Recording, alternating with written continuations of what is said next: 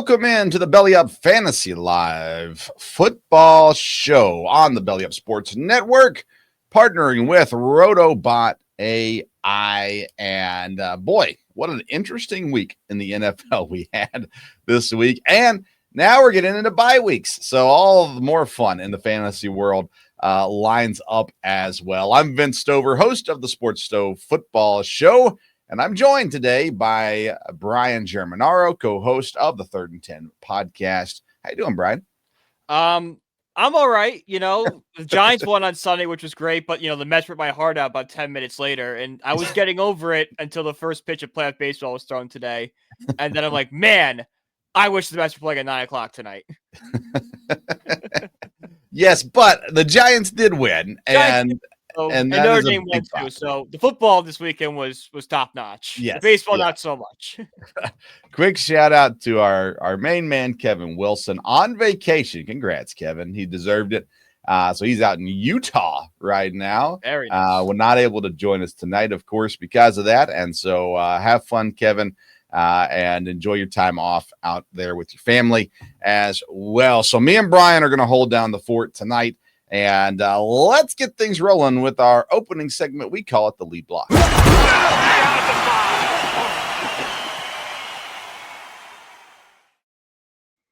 All right, in the lead block, we're looking at studs and duds from week number 4 in the fantasy football season. And boy, did we have some studs, and boy, did we have some duds. So let's just ping pong this back and forth, Brian. Let's start with some studs. Who do you got this week? My first stud, and I think everybody's, is George Pickens. 8 receptions, 134 yards, 2 touchdowns. And there was kind of questions when CeeDee Lamb went down was who's going to be that wide receiver 1 in Dallas? Was it going to be Pickens? Ferguson was the name people brought up. Tolbert was the name people brought up. I think Pickens on Sunday night kind of established himself as that, as he had 11 targets, which led the entire team, compared to Ferguson's 7. So I think Pickens is going to have a very bright future ahead, especially with CeeDee Lamb out multiple weeks now. Yeah, and I'll throw Dak in there with that too. With Pickens, a great. I mean, that game was. It ended in a way that wasn't super exciting, but it was a fun game to watch. It was, as a Packer fan, I could have had more fun, but it was a fun game to watch. Late into the night, and ending in a last-second field goal that tied it up. The ties are never that great, but performance fantasy-wise, there's a lot of them in that game, and so I agree with you 100% on Pickens. I'm going to go back to Marion Hampton, who 2 weeks in a row now has shown up for the Chargers. 12 carries, 128 yards, and a touchdown this week in L.A. We're starting to see him, get it figured out there out west, and it helps probably that Harris is down, but Hampton really figured it out. The offense. We'll talk about the quarterback in a minute. Not as great, but the running back sure looked good this week. So Marion Hampton's a stud for me this past week. It's kind of funny the moment we talked about how all rookie running backs that kind of failed, all of them kind of started to break out. Hampton broke out. Well, I'm sure we get to another one, but RJ Harvey looked better. Yeah. Woody Marks, which is my next stud, he looked pretty good this weekend. 17 carries, 69 yards, and a touchdown, and had 4 receptions for 50 yards. And it seems like the sky's the limit with him, because D'Amico Ryan's already said he can't wait to see how much more he can handle. I think he's going to have a big week this week as well. So the rookie running backs on the rise. On the rise for sure. And I want to go, though, to a wide receiver next, and that's Drake London in Atlanta. And what the Falcons did this week, super surprising. I got home Sunday afternoon, turned on the game, was in shock to see they were leading. and even though it was against Marcus Mariota, what they did with Pitts and with London especially was just what it needed to be for fantasy owners. He was probably sitting on a lot of benches this past week. He was on mine, but 10 targets. He had 8 catches, 110 yards, and a touchdown, 25 fantasy points in our league.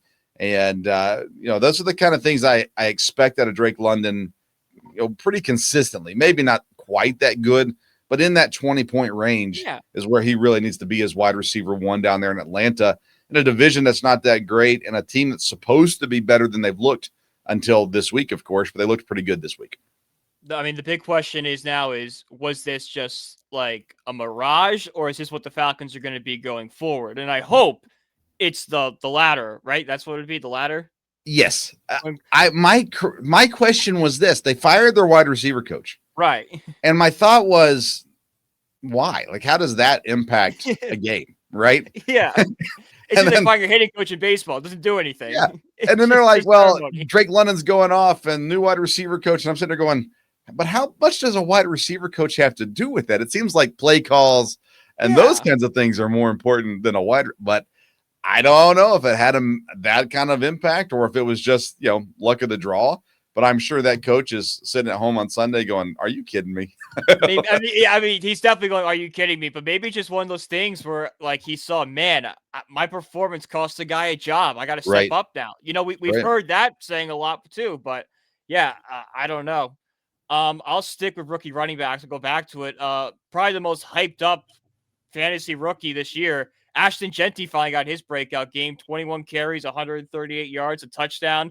2 receptions for 2 touchdowns, a great breakout performance we've all been waiting for. And I'm hoping that this kind of gave him a little confidence. Like, hey, I've struggled, but I got my big game, just like I did at Boise State. I can do this. That's what I'm hoping the mindset Genty has now going forward with this. Yeah, and I was going to talk about this next segment, but we can talk about it now. His stance. He went back to his college stance. Yeah. Again, is it that big of a deal? Probably not, but mentally, it must be because he was more comfortable. Granted, they were playing a team that the run defense didn't hold up this week, but still, he went out there, he did his thing, and whatever it was, whether it was confidence or just being comfortable, whatever it may be, something was different for Ashton Genty this week. And I don't know, do you think the stance is anything like major? I don't think it's anything major. I just think it's probably just a comfortability thing. It's a stance he had success with before, so in his mind, it's going to work. I don't get, I understand why, but for rookies, why don't you try to get their game as close to it as they were in college? Like, don't make any major changes while they're adjusting to the NFL. Now, if they get to the NFL and it's not working, like his stance or something like that, then you go and change it. But why are you trying to fix something that's not broken? That's a great point, especially for, it's one thing if it's a 7th round pick, you're going to develop him. He's not going to be playing right away.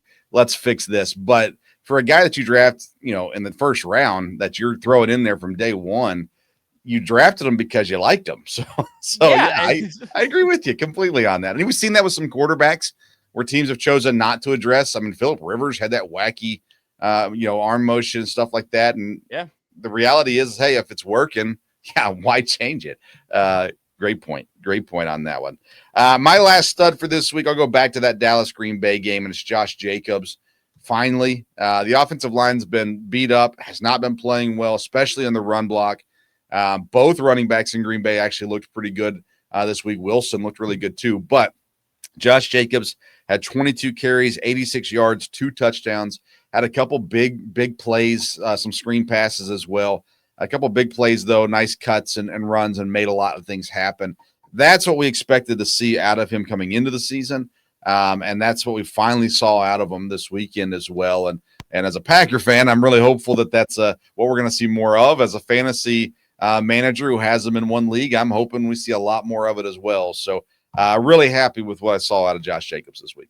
Yeah, the entire Packer offense was just clicking on all cylinders, whether it be Jordan Love or Josh Jacobs, or Romeo Doubs had a game that came out of nowhere. Like, he's kind of my last stud too, because I was on the FanDuel and DraftKings and all that stuff, and his receiving prop was 3.5. So I hammered that, and I paid off pretty well. 6 receptions for 3 touchdowns and 58 yards. But the whole Packers offense was great. It was very fun.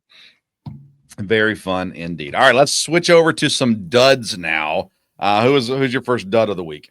My first dud is Keenan Allen. He only had 5 receptions for 37 yards. He kind of had this comeback story feel to him, going back to, Los Angeles, be back with Justin Herbert. Pretty decent numbers so far.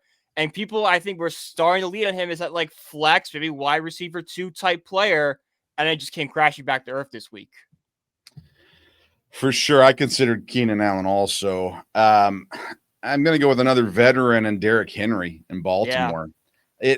It's to the point now where I'm worried. I mean, I drafted him in a league, and I'm in a lot of leagues, so it's only one league. But still, I'm sitting here going, and we know that when veteran running backs fall, they fall hard. But at first I said, bad game, whatever. Second game, third game of the season, he got a touchdown, so he got in the double digits.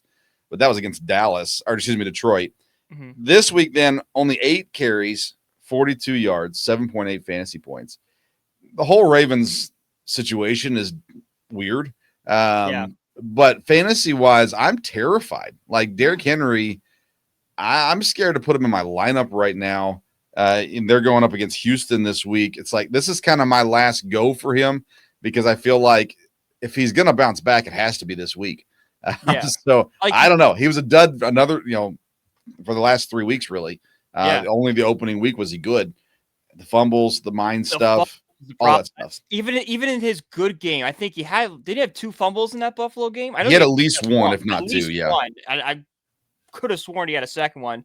Yeah, but still, like that's something we've never seen from Derrick Henry. I've been worried about this decline for years. He plays just way too physical for there not to be just this massive drop off, and I unfortunately think we're starting to see it, which stinks because he is just one of those great players that you just never thought would end up like this. Right.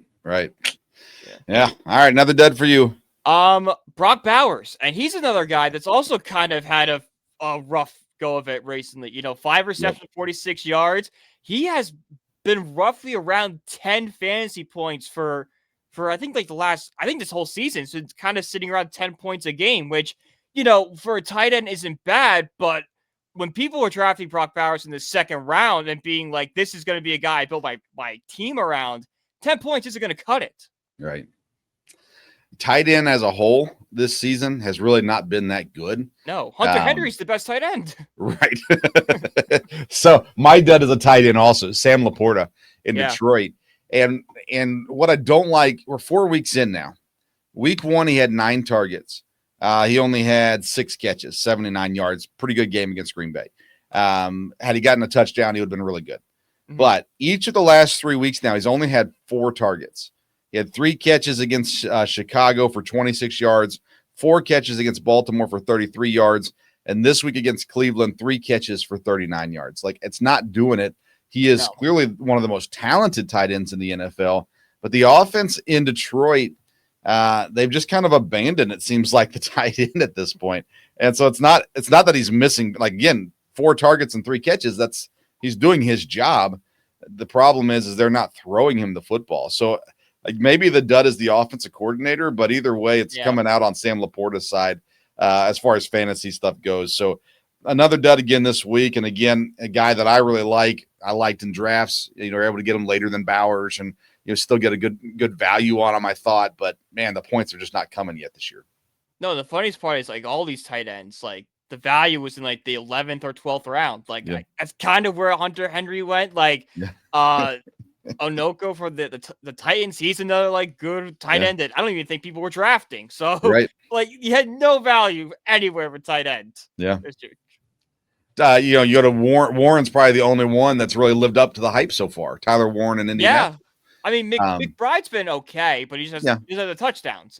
That's all. That's the story of McBride. No touchdowns. Yep. Craziness. All right, you got any more duds you want to mention? That's it for me. If you have one more. All right, I'll throw out Daniel Jones, down week this week. This will be an important week for him. Yeah, important week for him. If he bounces back, gets back to form fantasy-wise, we can trust him going forward. If he has another down week this week, then we're going, we're back to the old Danny Dimes. Mm-hmm. So that one was scary. And then Jalen Waddle, after the Tyreek Hill injury, we'll see what it looks like this week. But, I mean, if he doesn't step up this week, again, it's another guy. He was a dud last week. He was a dud the week before. He needs to be wide receiver 1 of Miami. We talked about it preseason. And, I watched the beginning of that game, and Tyreek Hill was out there pumping up the team, and he was amped and all this kind of stuff. And then he's done. He's injured. He's out. He's gone for the year. So Jalen Waddle has to figure out something and get things rolling. But a dud again this week as well in Jalen Waddle. I mean, how can you not be terrified of the whole Miami situation right now? Like, I mean, Darren Waller came out of nowhere and had a great night, which was just, another painful reminder. But still, like Tyreek Hill, as much problems as he has, like you said, rallying that team up, trying to be that leader. Now that's gone, and there is no leadership from that coaching staff in Miami. This Miami situation get a lot worse fast. Yeah. Yeah, and had they lost this week, it would have maybe been the end right there. I don't see how it wouldn't have been the end. Yeah. You have to. Yeah, I agree. All right. We got some changes going on, some more injuries to discuss, and we'll do it in segment 2. We call it the Cover 2.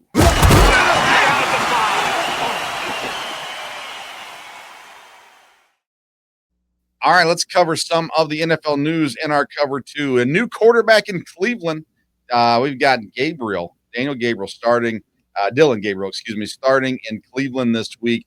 I said on my show Thursday, why wouldn't you play him? Like at this point, obviously they're not going anywhere. Flacco's not horrible, but there's nothing coming this season. So why not give Gabriel a few weeks? If that doesn't work out, give Shedeur a few weeks. If that doesn't work out, re-sign somebody and go from there. You just draft one. You just draft another one. Do it again. Right. Exactly. Just let it fall to pieces and draft somebody else if it doesn't work.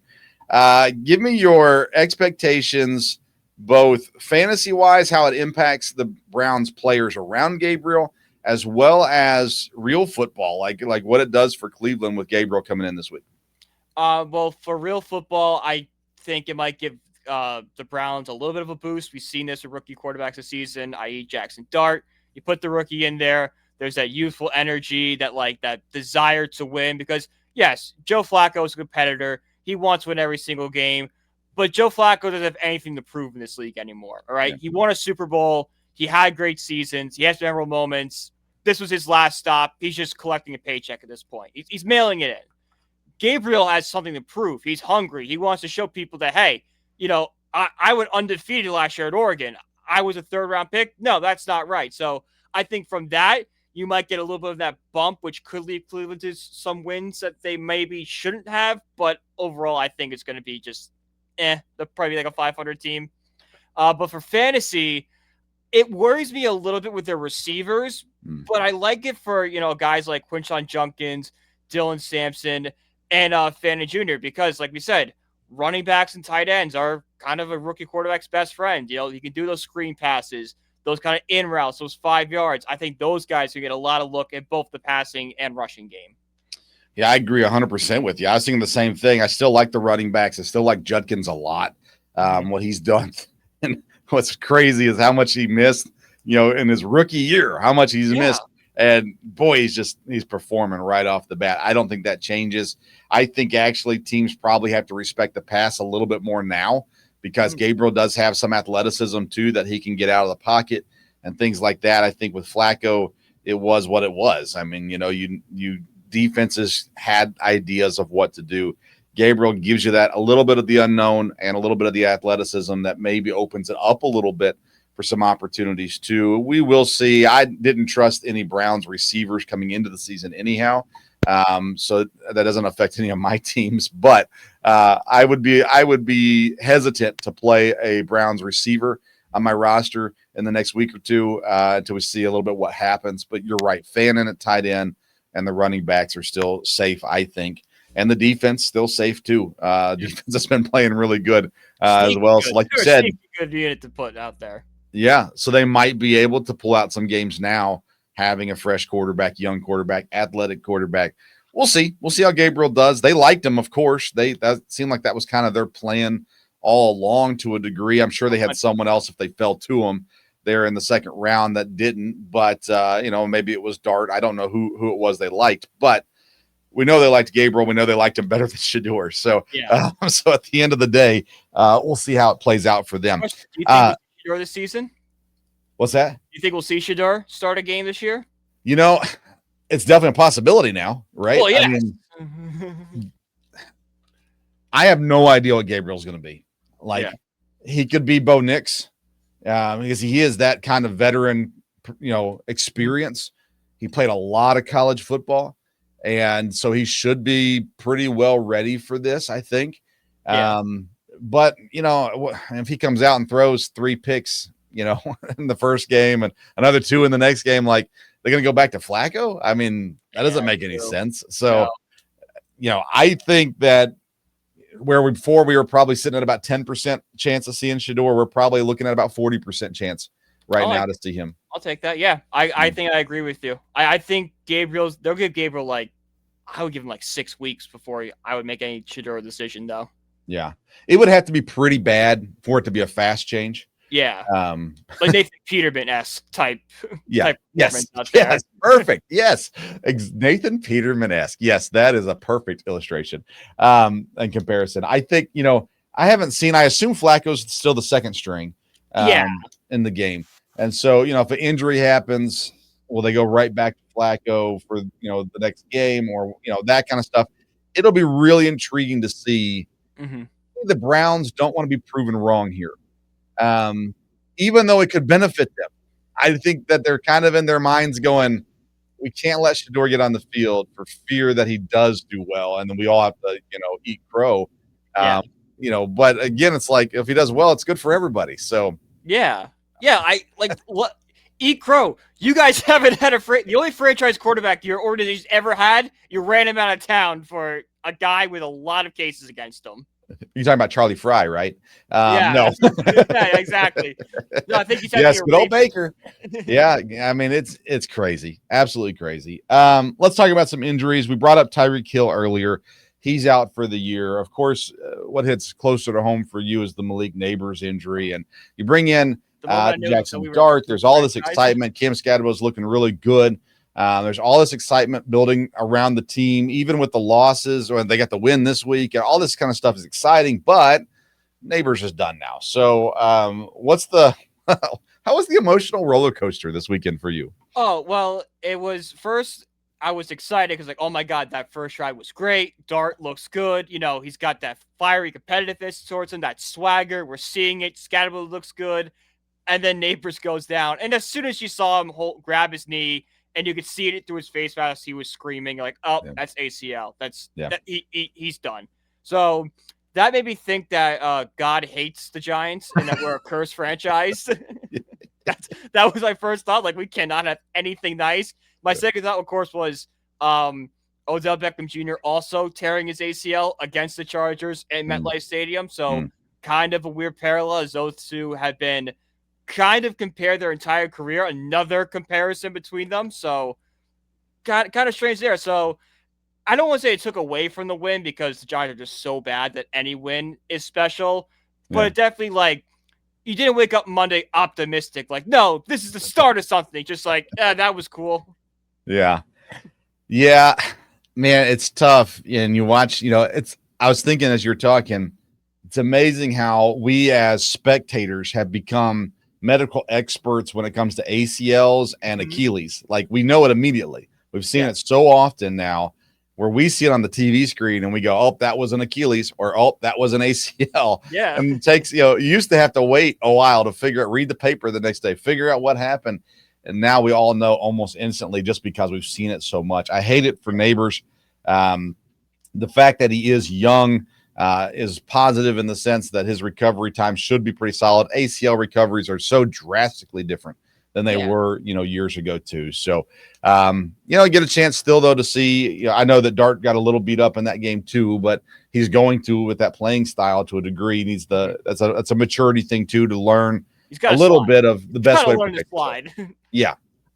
It's not worth it. He has to understand it's not worth it at this point in his career.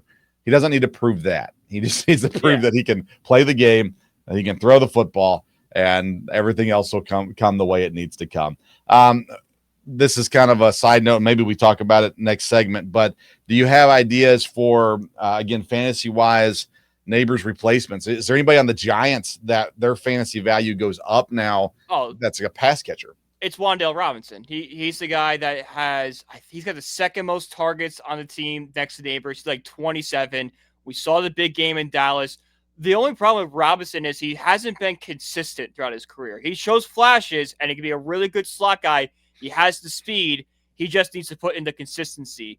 now that I think with a young guy like Dart, who is showing aggressiveness, can push the football, I think we're going to see Robinson break out and kind of be like that 15, 16 points player. Something in that ballpark. I like it. Anybody the Giants should try to go get?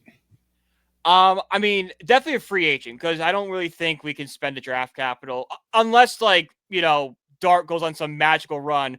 We're on a 5-game winning streak, with a shot at a division or something. Then maybe you go out and trade for like a Jacoby Myers or someone like that. But I think they should stick with like a Tyler Boyd, a Robert Woods, just like that. That veteran presence isn't going to do anything crazy, but will, catch 30 or 40 passes in a season. What if, let's say, like a T. Higgins became available for a relatively affordable price? That's one you have a conversation about, because I was all for backing up the Brinks trucks for T. Higgins this offseason. Yeah.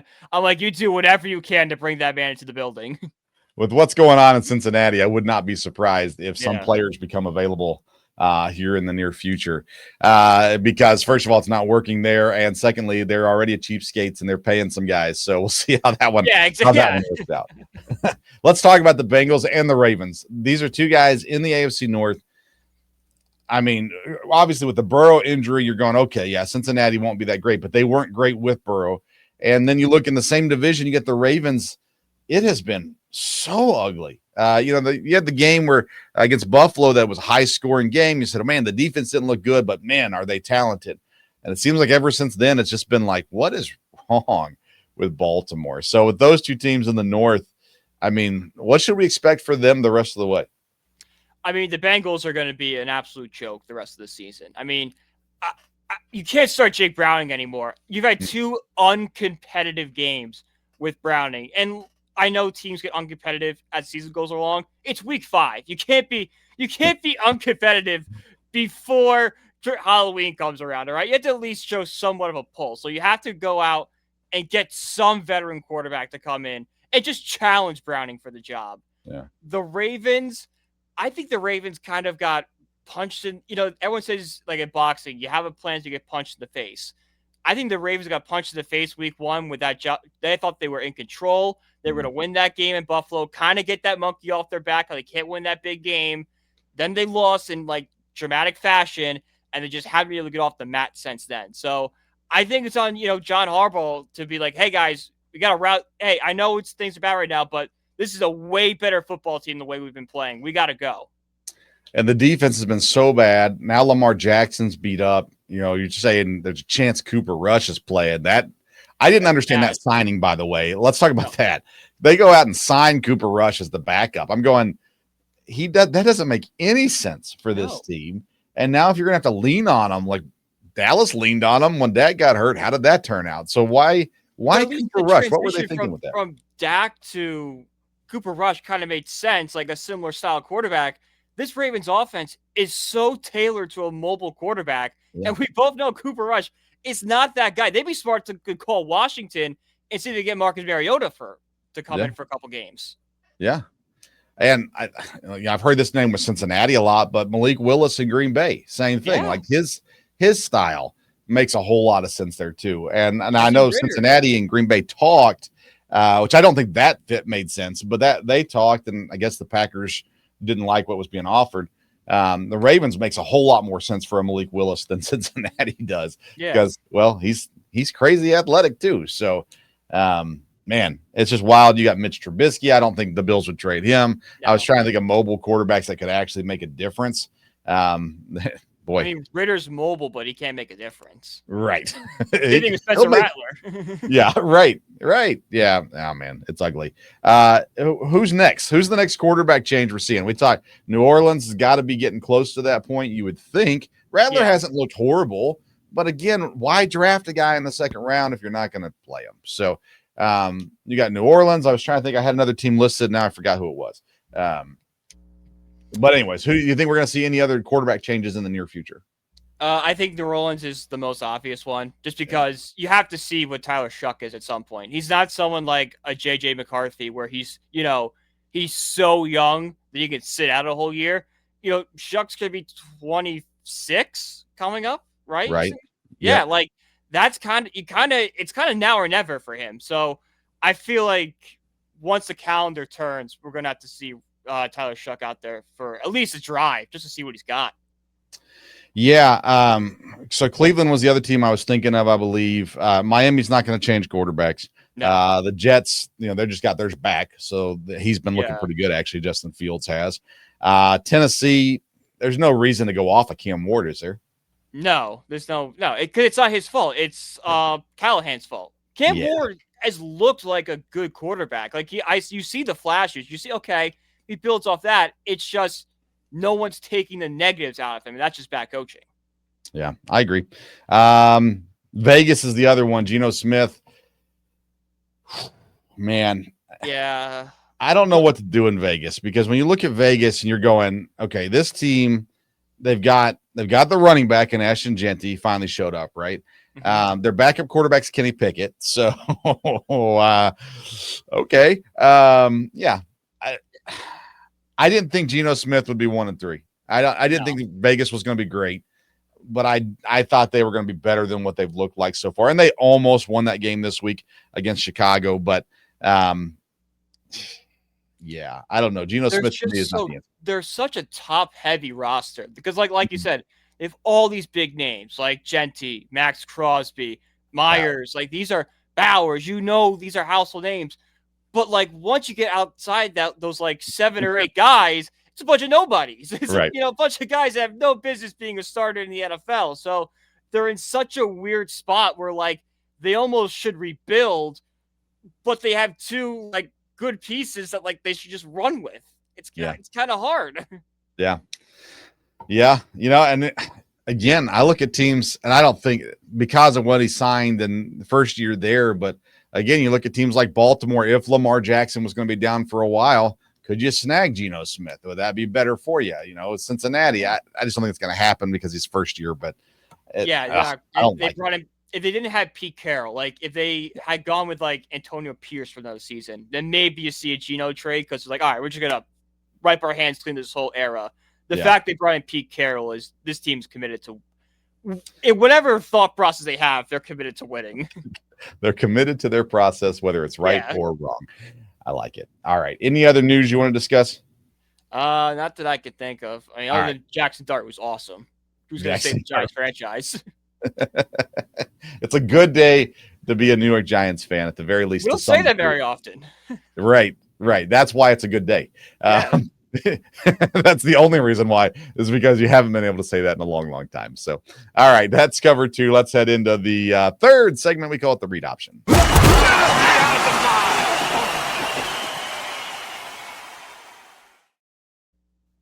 All right, read option. We're talking starts and sits for this week. So let's do our starts first. You can run through all your starts, Brian. Who you start this week? So my first start is Jared Goff going up against that Bengals defense this week, which we've seen is, I think they've been better than expected. And I think that goes out to Al Golden, but they still have been great. They've been average at best, which, is better than a tire fire, which we thought they'd be. But I think, Goff didn't look great this week. I think he's going to have a nice bounce back week. Just get the ball to St. Brown's and Williamson, and he'll be fine. It's kind of a similar guy, Trey Benson. We were all high on him last week. Oh, actually, we were. We didn't think he had a great matchup against Seattle, but we've been high on him beforehand. Tennessee is on the 5th most rushing yards per game, 141. The secondary is in the middle of the pack, so I expect Arizona to lead more in that run game, and that's where we're going to see Trey Benson. Garrett Wilson is my next start. 8 targets at least 8 targets in every single game this year. 50-plus yards in every single game. Very quietly having a pretty good fantasy season. And then he's going up against that Dallas secondary, which has surrendered 297 yards per game this year. I think Garrett Wilson's going to feast on Sunday. And finally, TJ Hawkinson. The Browns have allowed the 4th most receiving yards to tight ends this year. And Hawkinson's targets since Wentz had taken over have doubled. So I think Hawkinson's going to have a lot of work in that Vikings offense. I like it. We were thinking very similarly, different players, but pretty much the same matchups. So I only have one different matchup than you. Okay, I'm gonna go with Justin Fields again, going up against Dallas. The Dallas defense has been bad. The game Sunday night was fun, but the 40 points allowed. I mean, yeah, play Justin Fields. He's been averaging almost 25 points a start in his 2 starts so far. So a solid start this week is Justin Fields. At running back, I like Chuba Hubbard this week. They're playing against Miami. Miami's defense, especially run defense, has not been good. They're one of the bottom 6 in the league right now. So Chuba Hubbard getting a chance to come out. Not a great week last week, but a bounce back week this week against Miami. A wide receiver, I like Marvin Harrison Jr. because it's the Tennessee Titans. And same reason why we're looking at some other options there for Arizona and Trey Benson. For me, Marvin Harrison, there's all this talk about him. There's all this negative stuff going on. And I just feel like Kyler Murray, I think the coaching staff, and I think Marvin Harrison Jr. are going to be out to prove something, and this is the game to do it against the Titans. And then my last one is a defense, the Lions defense up against Cincinnati this week. We just talked about Jake Browning being horrendous. Chase Brown has been very bad, and not really to much fault of their own, but Chase and Higgins haven't been able to get going either because Jake Browning's been throwing the football. So Lions defense, they're due for probably a couple interceptions, some sacks in there as well, maybe even get a touchdown out of it when it's all said and done. So I'm starting Fields, Hubbard, Harrison, and the Lions defense this week. All right, let's go to our sits for this week. Harrison a lot too, because I think Harrison kind of got some of that negativity out with that touchdown pass. You saw like how emotional he was. Yeah. I think that took a lot of pressure. Like I got one, I'm good. Yeah. Kind of the same way with Genty we just talked about. And I was thinking about Harrison in comparison to Arch Manning. I know Arch Manning's not in fantasy football right now, but you got the name, you're in the same position, you're all these things. And all this expectation, great college career, of course, for Harrison. There's a little extra weight on him because of his name. He is a junior. And I heard even one person say, boy, if he wasn't Marvin Harrison Jr., maybe we wouldn't have had him scouted so high. I think that's baloney. He had a phenomenal college career. And so it's just, he's got the yips. He's got to get over it. He's got to figure it out. And I think he got on his way to doing that last week. And I think this week could take another step forward in that progression, of course, as well. All right, let's talk about sits this week. Who are we staying away from, Brian? My first one is Bucky Irving, dealing with an injury right now. Status for the game is unknown. I think it's a hamstring injury, so those are always kind of rough to deal with. I think he'll play, but a hamstring injury, and then going up against that Seattle defense, which is one of the 6th fewest rushing yards, bottled up Trey Benson last week. I'm staying away from Bucky Irving. Similarly, I'm also staying away from Jake Ferguson. We talked about who was going to be that, that wide receiver one in Dallas, and Ferguson was one of those players. The Jets have been pretty good at containing tight ends. The 7th fewest yards allowed to tight ends. I expect Dak to look more towards Pickens and Tolbert than Ferguson on Sunday. I like it. I'm not playing this week, so I'm sitting Bo Nix versus Philadelphia. Some people got really excited about his week this past week. Playing a bad team, right situation, all that kind of stuff. And he's not a guy that you're going to sit the rest of the year. But against Philadelphia and that defense right now, they're starting to find their way as well. It's just not the best matchup out there. So I would be looking to start somebody else there at quarterback. Isaiah Pacheco in Kansas City, they're playing Jacksonville this week. I don't like that matchup for him.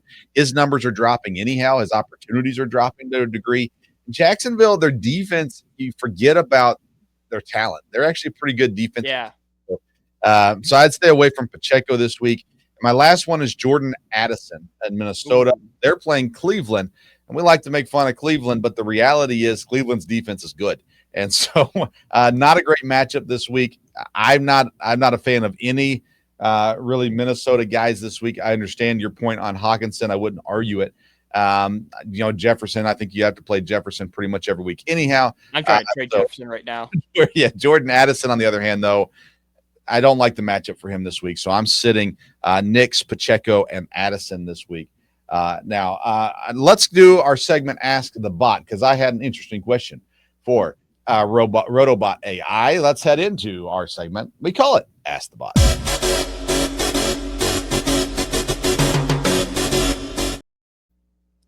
So every week we've done Ask the Bot, by the way, presented by Rotobot AI. Rotobot AI is an AI fantasy football platform that equips users to make decisions faster and smarter. Rotobot AI is able to recognize each user's unique scenario and tailor roster advice based on that. So sit starts, trades, waivers, and there's the whole data element right on top of it as well. So download the Rotobot AI app, use the code BELLYUP. You're going to receive 1 free week of access to Rotobot AI. So far this season, when we've asked Rotobot AI a question, it's been kind of a generic, general question. This week, what I did is I went ahead and asked specific to my roster. So I have it on my phone.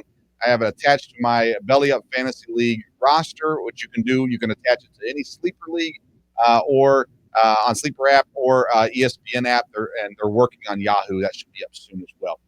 So I've got to connect to my Belly Up Fantasy League team. And I've got this weird situation because we got the bye weeks going on and stuff like that as well. And so I needed to figure out for my flex player who it's going to be. I've got some obvious guys, so I didn't put those guys into the mix. What you can do on Rotobot AI, you take your roster, you click Start Sit, and you click the players you want it to analyze, and it analyzes just those players on your team. So I did it with, I forgot about Matthew Golden's bye week, but I put him in there too. So I did it with Travion Henderson, Travis Hunter, and Matthew Golden, and it gave some great feedback on it. So here's what Rotobot AI said about these 3 players, saying that I needed to start one to sit the other 2. It says Travion Henderson's 44% rush share and 7% target share against a tough Bills run defense projects a steady 12.1 PPR points, leveraging his receiving skills and goal line role. Travis Hunter's dual role limits offensive snaps and volumes, 11% target share for him, facing tight man coverage from Kansas City, capping upside. Matthew Golden's emerging role is promising, but lacks a Week 5 matchup data because he's on bye. But they do mention that future Matthew Golden's starting to look good. But for this week, Henderson was what it comes down to. Travion Henderson's balanced touches and red zone usage trumps Hunter's limited snaps, making him the safest start this week. So it kind of shows you what you can get out of Rotobot AI. You can do it with any player on your roster. You can tell them, you can click, 5 guys and say, I need to start 2 of them. And it'll tell you which 2, give you the stats on it and stuff like that too. It's a really cool tool. So if you're wanting to win your fantasy league, I highly suggest you go ahead and get that free week. Check it out. Give it a trial run and subscribe from there as well. Rotobot AI. And again, use the code BELLYUP.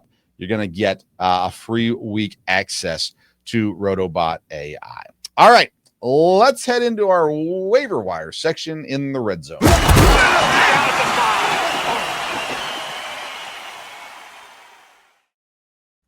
All right, so we've talked a little bit about some injuries and different things that have happened, but every single week, Wednesday morning, the waivers clear. You got to pick up people, you got to add people, you got to drop people, especially if you picked up the Tennessee Titans kicker last week. It's time to let him go and move on to someone else immediately because he gave you negative points this week in 2 leagues. Thanks a lot, Sly. But nonetheless, we won't talk too much about kickers, I don't think, today. But let's talk about some waiver wire additions. Brian, who do you like this week to add? Well, I mentioned him earlier, Wandale Robinson. Another Giant, if you want to add him, is Theo Johnson. Had 5 targets on Sunday, and he hit. Dark kind of went to Johnson in 2 big spots. He kind of did that shuffle past him, ran the goal line, and then when the game was on the line and with Giants see that first down to win, he hit Johnson for a 14-yard reception. So I think Johnson will have a lot of work in the red zone. I think he'll kind of go up with catches. I think he's going to probably average like 4 or 5 catches a game with, 40 yards and a touchdown. That's a kind of a good guy to have a tight end, even in this, especially with this day where everyone's kind of up in the air about it. Another guy I like is Kenneth Gainwell. 30 points this week. It is kind of crazy about that, and that with that RB2 spot kind of opened up. We all thought it'd be Caleb Johnson. He's pretty much played himself out of a role right now. Maybe down the line he can kind of win his shot back, but for right now it doesn't look great. I think Kenneth Gainwell can kind of have consistent touches in Pittsburgh. And then finally, I don't know, it was in waiver wires for a lot of leagues. It's kind of hit or miss. It's Woody Marks. What he did, if he's on your waiver wire, you have to go out and get him. Yeah, I agree. And I think you also have to go ahead and cut ties with Nick Chubb. I think what we saw last week, with the share that's going to be going on there, it's just not worth it anymore, in my opinion, to keep Chubb around. Woody Marks is the guy you want in Houston, I think. Well, I don't know. What do you think about that? You think Chubb's still worth hanging on to?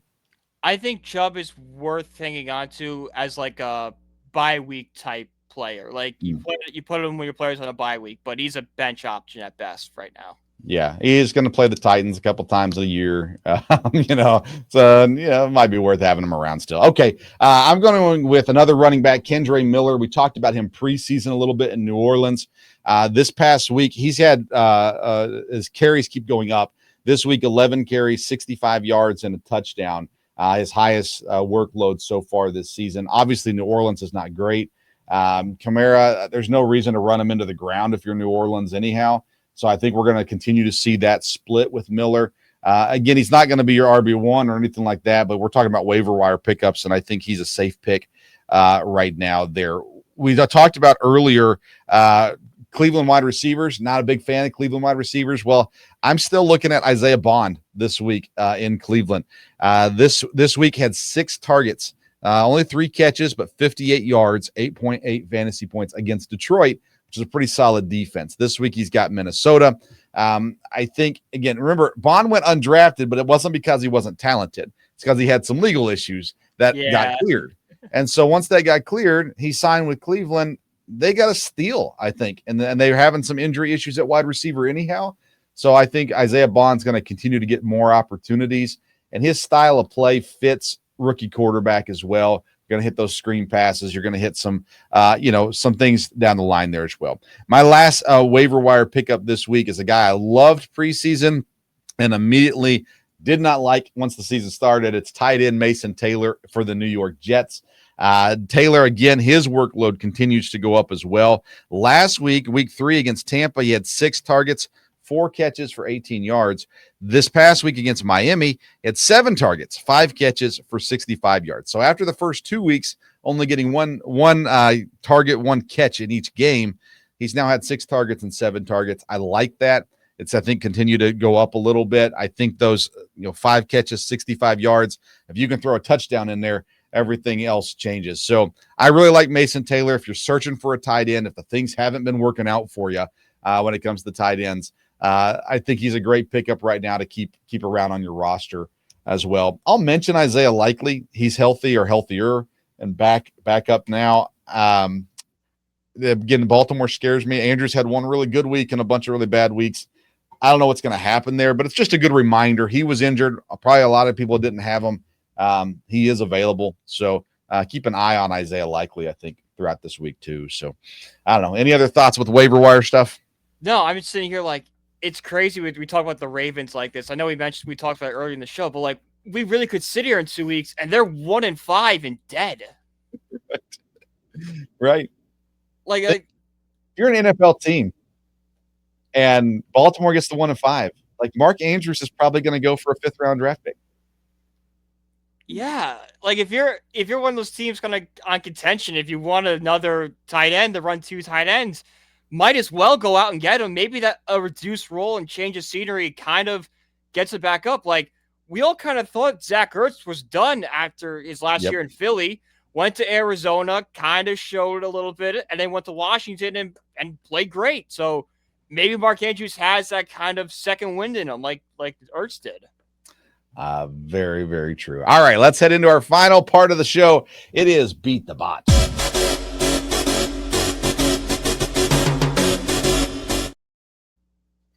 Just like Ask the Bot, Beat the Bot is presented by Rotobot AI. Rotobot AI, a fantasy football platform that equips users to make decisions faster and smarter.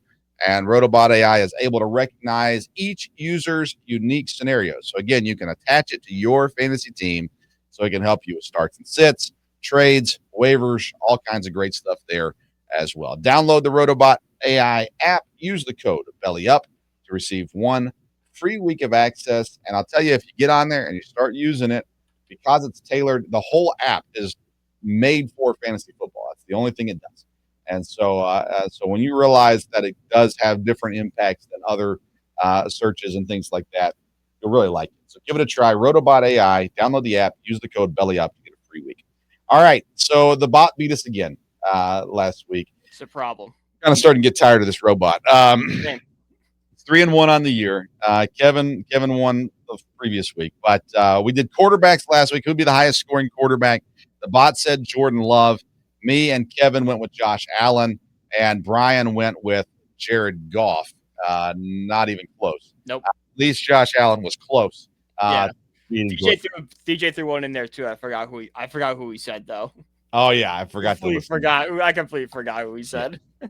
But I'm sure he didn't beat the bot. Whoever. I am 100% sure he did not. He did not beat that bot. So yeah, Jordan Love beat out Josh Allen by 2 points. So we were close on that one, but nonetheless. So this week we're doing highest scoring running backs in week number 5. I did not get Kevin's pick this week. I'll text him when the show's done and get him in there as well. But the robot picks Derrick Henry for this week. Oh boy. And I get it. It's feeling bad for us. Yeah, right. So Derrick Henry, they're saying 19.95 points for Derrick Henry. I'm going to go Jahmyr Gibbs. I love the matchup for Detroit. Even though there's 2 running backs there and you never know what's going to happen with Montgomery, I think Gibbs could have an absolute monster of a day. But I'm going to go with Jahmyr Gibbs, 27.65 is my selection this week. Who are you going with this week, Brian? I'm going to go with Jonathan Taylor against the Raiders this week. Like you said, Daniel Jones kind of struggled last week. We don't know what the future is. I think the Colts go back more, rely on that run game, and Jonathan Taylor has himself a career game. I like it. I think that's a good pick. I just tell you, I'm in love with Jonathan Taylor. I had been since he was in college. How can you not be? He's just so consistent and so good. Yeah, I'm trying to think of a good comparison. To me, I have the confidence in him like I had in LaDainian Tomlinson. That's probably not a fair, comparison, but it still shows you how much confidence you have in him. Yes. You have one of the greatest running backs of ever. And what's crazy is he's been a fantasy top running back as far as draft goes, maybe once, his sophomore year, maybe something like that. But he's always been, RB5, RB6, RB7, whatever in the draft. And I'm always sitting there going, but he's Jonathan Taylor. Like, as long as he's healthy, what's he doing wrong? So, I like that pick. Needless to say, Brian, very much so. All right. I think we got everything in. Awesome. Brian, tell us about the show. 3rd and 10. You guys have had a fun week with the Giants win, the neighbor's injury, all that kind of stuff, and some baseball stuff thrown in there too. Tell everybody about 3rd and 10 podcast, where they can find it, and follow you on socials. Yeah, so as always, at BrianPG1016 on Twitter. It's the best way to keep up with all my content across everything. 3rd and 10, new episode just dropped. We broke down the Giants' miraculous win against the Chargers. Also threw in a little, some cleanup with baseball and, my disdain for how the Mets ended their season. Coming up on Thursday, we have we're breaking down the Saints game, as well as all the other matchups in football. And I was also on the Corner Booth podcast on Monday night, breaking down all the weekend's action for football. So you can find that at BellyUpYouTube.com. Awesome. Kevin Wilson, who's not with us again this week, is on vacation, but check him out too. Lots of articles going out, bellyupsports.com for him. He's got a lot of Seattle talk, and with the baseball playoffs starting now, he was active there as well. Once he gets out of he's got no Wi-Fi where he's at, all that good stuff. So once he gets back to civilization, check out Kevin Wilson stuff too. You can find me Thursday night on the Sports Stove Football Show. This week, I'll be joined by Kevin Langley. He's a Belly Up Sports college football expert.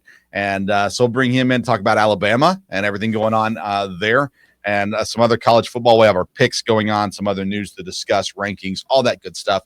I'll also be talking NFL, giving our pick 6 this week. We've been giving out survivor pool picks each and every week as well, and covering the latest news in the NFL. Let's see here. Next Tuesday, we'll be back here. Talking fantasy football right here on the Belly Up Fantasy Live Football Show. If you prefer to listen instead of watch, you can always get the podcast version available wherever you get your podcast. Just search up Belly Up Fantasy Live Football. You will find it. Of course, you can always catch past episodes on the Belly Up Sports YouTube channel as well. I'm on social media at Sports Stove. I've been very vocal the last 2 weeks about EKU football. Most people don't care about it, but we're getting some things riled up down there, trying to get a quarterback change going down there. So follow for the fun of that. That's been exciting.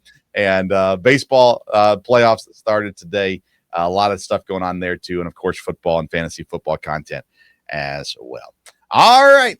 Check out the website, bellyupsports.com. All kinds of articles, not just fantasy football, but everything going on. Hockey starting up. So there's articles for hockey, baseball, football, college football, the betting advice, all kinds of stuff going on at bellyupsports.com as well. He's Brian Germinaro. I'm Vince Stover. Thanks for watching this week. We'll see you next week. Good luck. And let's see what Derrick Henry does this great week in fantasy football.